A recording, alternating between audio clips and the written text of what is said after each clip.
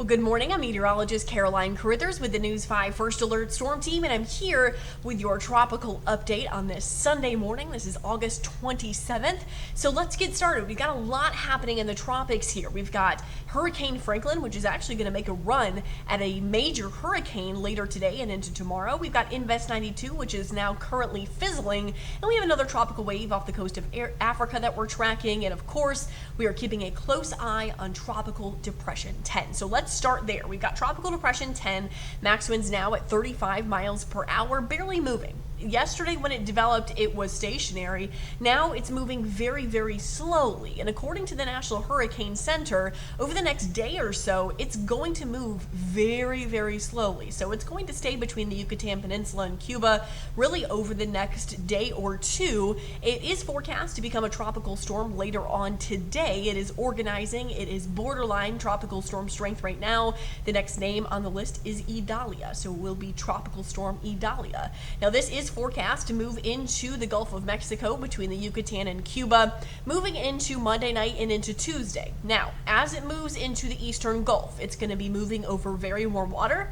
It's also going to not really have too much wind shear to contend with. So because of this, we could see strengthening happen quickly. So right now the Hurricane Center is forecasting a strong Category 1 hurricane moving through the eastern Gulf. Now we're going to continue to nail this down intensity wise. The National Hurricane Center will, of course, we'll see adjustments to that and the track location. So currently the track stretches all the way from Panama City Beach all the way across the Big Bend and down to Tampa, Florida. That's a big area we're working with here. And so there's still a lot of uncertainty with the long-term track. Could we see shifts west? Could we see shifts east? Yes, of course we could, and we likely will. So as far as local impacts expected right now, we are looking at least a high risk of rip current starting on Tuesday. This is currently what the National Weather Service in Mobile is forecasting. High risk starting Tuesday, likely into Wednesday and Thursday as well. Rough surf, also a concern. That happens anytime there's anything in the Gulf of Mexico. Something else we're tracking as well, breezy conditions. Of course, the probability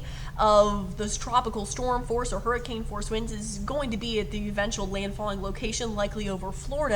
But we could see, depending on the ultimate track and where the actual landfalling location ends up being, we could see some breezy conditions, especially in our eastern counties, as you see highlighted here.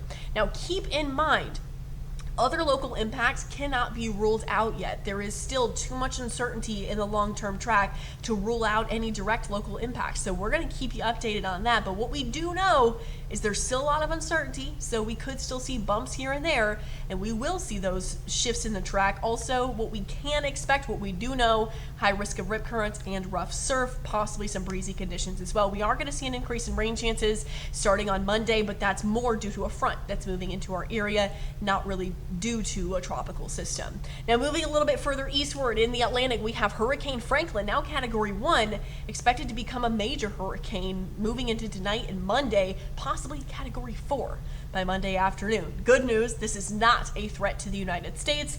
We're also tracking a couple of other areas in the tropics here. We've got Invest 92, that has fizzled now. It's got now a near zero chance of development. Another tropical wave coming off the coast of Africa that we're going to have to keep track of. It has a low chance for development as well. So as far as what you need to do, be sure you have your kit and plan ready to go. You gotta always have that ready at a moment's notice because we do live along the Gulf Coast and it is hurricane season, and what's more, we're approaching peak hurricane season, and now we're tracking an area in the Gulf, so now is the time to get things ready to go. No matter the track, we need to be prepared, so we'll continue to keep you updated. And of course, right now what we know, again, high risk of rip currents, rough surf. What we don't know, potential other local impacts. We'll keep you updated there. Until then, you can stay up to date in the hurricane map room. These have the latest graphics, everything you need to know. But for now, meteorologist Caroline Carruthers, WKRG News 5.